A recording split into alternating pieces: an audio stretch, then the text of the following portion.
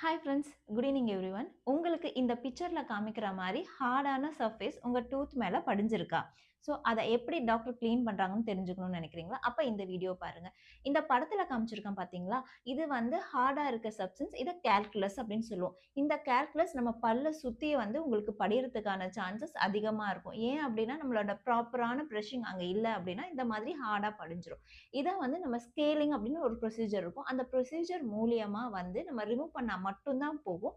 ஆர்டினரியா brushing பண்றதுனால அத remove பண்ண முடியாது. இந்த ஸ்கேலர் யூனிட் இதுல பார்த்தீங்க அப்படின்னா, ஃபோர்ஸ்ஃபுல்லான ஏர் ஒரு வைப்ரேஷன்ஸ் வந்து உங்களோட அந்த ஹார்டான கால்குலஸ ரிமூவ் பண்ணிடும்.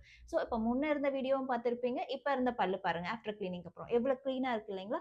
ஸோ இத ஆர்டினரியா கிளீன் பண்ணா கண்டிப்பா ரிமூவ் பண்ண முடியாது. இந்த மாரி ஹார்டா இருக்க சர்ஃபேஸ நீங்க டாக்டர் கிட்ட போய் காமிச்சுட்டு ஒரு ப்ரொஃபஷனலா கிளீன் பண்ணீங்கன்னா மட்டும் உங்க டூத் ரொம்ப கிளீனா இருக்கும். அப்படி கிளீன் பண்ணலனா என்ன ஆகும் டாக்டர் அப்படின்னா, இந்த மாரி பெரியோடான்டல் ப்ராப்ளம் எல்லாம் வந்து உங்களுக்கு கம் எல்லாம் வீக் ஆக ஆரம்பிச்சுடும். Thank you.